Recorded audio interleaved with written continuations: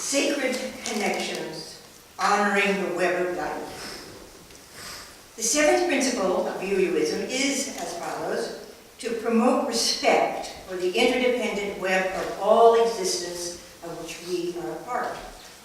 Well, several years ago, when I was asked to first do this sermon on our seventh principle, I started thinking about how I wanted to write on the interconnected web of life.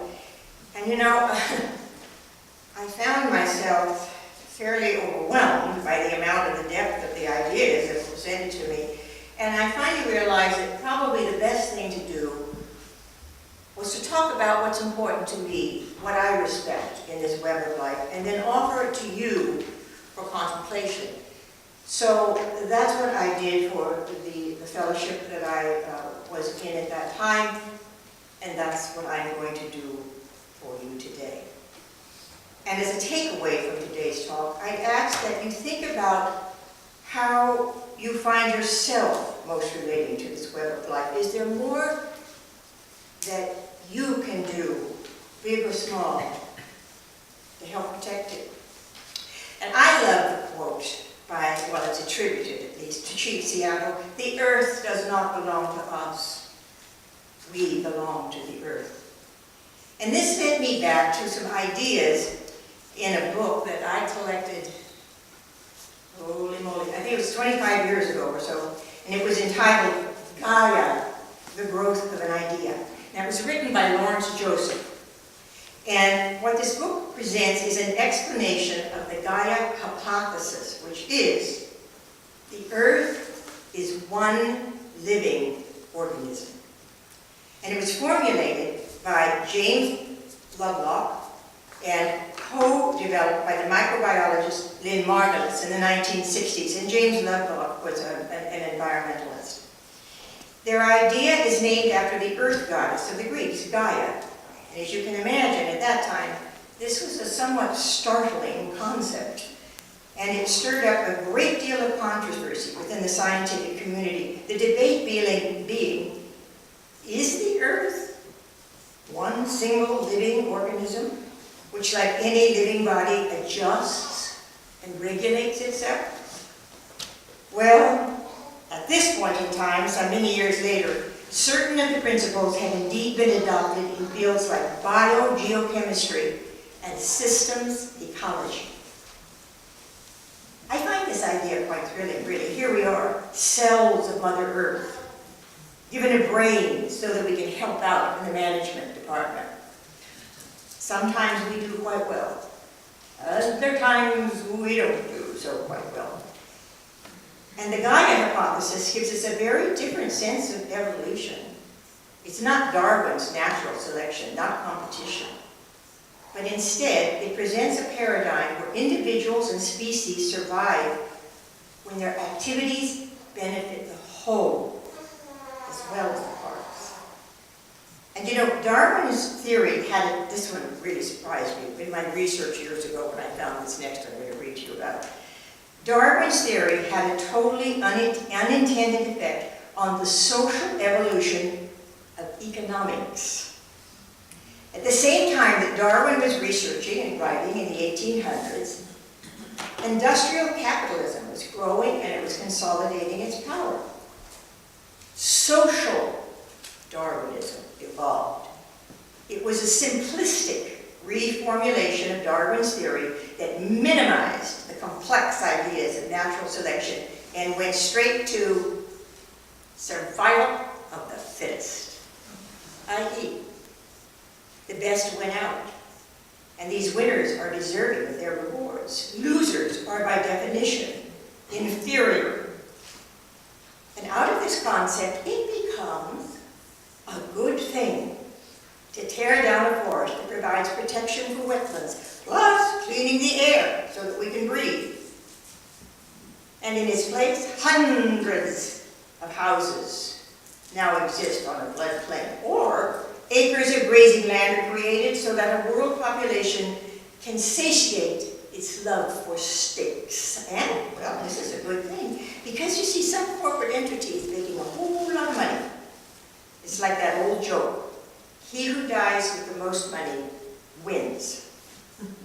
From the standpoint of the mega moneymakers, people who care for other people and the earth and respect the relationships therein they're looked on as wimpy losers, just not tough enough and strong enough to survive. But in The Earth Path, by author Starhawk, she proposes a set of values she calls social Zionism, as opposed to social Darwinism, cooperation to balance competition. We would understand that a system is only as healthy as its weakest member. For instance, she says, knowing our interdependence with nature and knowing that a stressed system can suddenly crash, we move swiftly and decisively to shift to renewable sources of energy. Phase out fossil fuels, keep chemicals out of our living and life-created spaces. And I say, well, you know, that sure is one way of honoring web of life. Now I'm going to give you another quote from a really wonderful book called A House for Hope. And it was written by two ministers, and it was how to go about building a home, a church, for progressive religion, how to go about it which they felt was authentic in the right way. And this is taken from a chapter written by Rebecca Ann Harper. Some of you may remember, she used to run a seminary for UUs. What was it called? Start Business? Yeah, she ran that for a number of years. It was quite successful while she was running it. They ran into some trouble later, but with her it was quite successful. She says, people of progressive faith care for the sacredness of this world. We reverence the intimate, intricate, and unshakable reality that all of life is connected. We desire all life to thrive, and therefore we resist those social ills and systemic injustices that benefit a few at the expense of many, or that allow a privileged existence for some, while others have their hearts and their bodies broken by exploitation, prejudice, censure, or lack of access to the rights and resources needed for life. End quote. Somehow or the other, as a society, we have lost touch with the fact that we are a part of nature. And because we put it out there, in the same way we do with other cultures that are not ours, it becomes the other. And we try to control it and dominate it. And in this disconnect from nature, we begin to lead soulless lives that gradually allow us to tolerate true atrocities. The following is from the lovely, lovely book, Grandmothers Counsel the World. It was put together by Carol Schaefer. She tells how Grandmother Bernadette from Africa views this soulless separation from nature. I quote, "We are all connected to all living things. What we do to the earth and to the inhabitants of the earth, we do to ourselves. And as the earth increasingly suffers, we become more and more disoriented and lose our way. Horrific wars have transformed people, destroying what is human and traumatizing generations to come. Just as a tree in Africa responds to the falling of a tree in the Amazon, a single bomb falling anywhere reverberates throughout the world and out into the universe, changing all of us forever, and changing the living consciousness of our planet as well. The web of destruction has been as intricately woven as the web of life." End quote. And so as you use, along with the other good people of this earth, we do to try and at least slow down this web of destruction? We know that just wringing our hands in disgust and fear is only going to get us an even more stressful life. So we choose the things we can control. And we hold on to a hopeful belief that a great many other folks are doing the same thing. Because even small, simple choices can eventually have a really major impact. Now, I'm going to list some of the things that are important to me, and then I'm sure all of you have your own lists. And so think about this, and then think about it in relation to what's important for you. So, what do? We try to, in every way, to live more simply.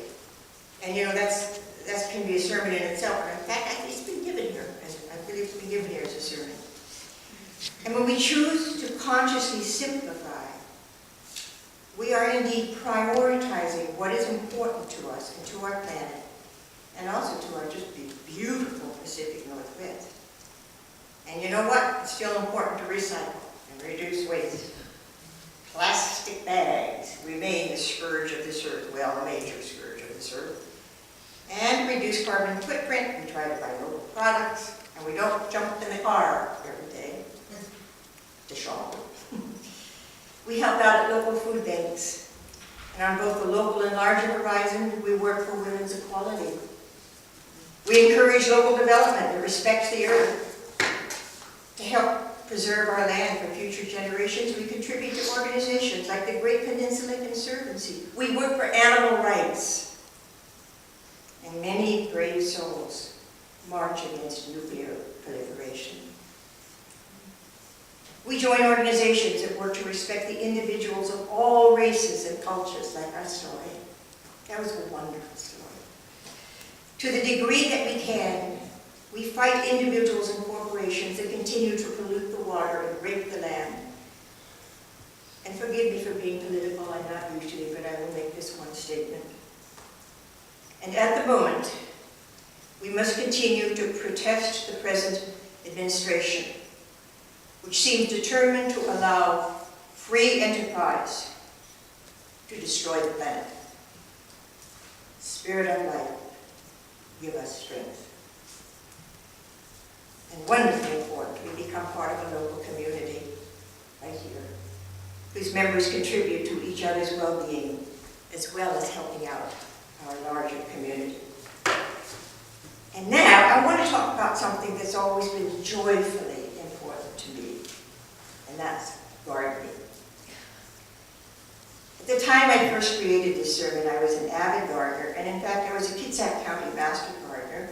I was dedicated to working with the earth without using chemical pesticides. And I was also dedicated to, and I had to sign, in fact, a statement that I would do this, teach other people to not use chemical pesticides while gardening. And I had quite a number of very interesting encounters at Home Depot, trying to explain to people why they shouldn't buy that pesticide, and instead use what I was suggesting. And they looked at me like I had totally lost my mind and marched out with their pesticide under their arm, but I tried. And I can no longer garden, but I still hold all of those principles to heart. And one of my favorite authors shows how else gardens help us besides protecting the critters and our precious water supply. And this excerpt is from Zen Gardening by Veronica Ray.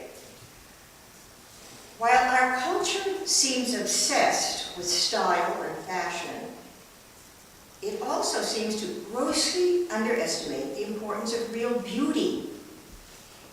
We absorb, internalize, and are an inseparable part of our surroundings. We become one with ugliness or with beauty, wherever we are. And the beauty of nature, look at this. The beauty of nature is the most perfectly balanced and pleasing to all of us, as well as the most accessible and inexpensive. We can urge beauty out of the smallest bit of earth available to us, end quote. And also, usually your friends will give you a lot of seeds that they've got left over that you can put in. She goes on to talk about perennial gardening, and she says, a perennial garden develops over the years, revealing more and more of the gardener's vision and soul. It illustrates the interconnectedness of all life, not only in space, but in time, past, present, and future. And so it is, I'm coming to realize, that we must also try to stay connected within the web of our own life. This is an idea that's looked at in depth in the book From Aging to Saging, which is also a usual adult RE course and has been given here a couple of times, I think. And its premise is, we harvest our own lives in order that we may pass on our knowledge to the next generation. And I have a good friend. She's a novelist and a poet. And she wrote a memory piece of her own entitled Writing Home. She harvests her past writing to both comfort and instruct herself, and her poetry does the same thing for us. And I love this piece. I love this whole. She never published this piece. It was too private, I think. But at any rate, I loved this whole book that she wrote, Writing Home. I carry the blue and white speckled enamelware camp coffee pot full of coffee grounds and tea leaves and blackened banana peels and green parsley stems and purple eggplant ends, memories of meals enjoyed and shared, and I find myself twirling in memory, older than what I carry, to the compost. The compost long becomes soil, become plant, become food. And I laugh to myself in the quiet of the metal gray morning of how always memory travels with me. I wonder, are there any moments that I do not have a memory held in one hand, even as I reach into the present with the other? Bouquets of memory, compost of memory. And find strangely that I go back to my own writing, a prose poem, compost poem. And I wonder at having lived long enough, full enough, to have myself, my own words to comfort, instruct, or just amuse me. An unexpected gift, not unlike what I carry in my hand down the hill, once in our kitchen, now on our table, and soon to nourish soil and seed and plant, and then to return, delighting, surprising, feeding us. And finally, I say to all of us, whatever we're doing to honor this web of existence, we must not lose faith that it's worth it. Let's hold love in our hearts, plus just a little righteous anger to keep us going. I'm going to close my musings with a quote from Albert Einstein. And if you haven't read any of his personal writing, you may be surprised by this short book. He expresses his view of the universe. A human being is a part of the whole, called by us, universe. A part limited in time and space. We experience ourselves, our thoughts and feelings, as something that's separated from the rest, a kind of delusion of consciousness. This delusion is a prison, restricting us to our personal desires and to affection for a few persons nearest to us. Our task must be to free ourselves from this prison by widening our circle of compassion to embrace all living creatures and the whole of nature in its beauty. Thank you. And now, let's sing a rousing round of Enter, Rejoice, and Come In, number 361.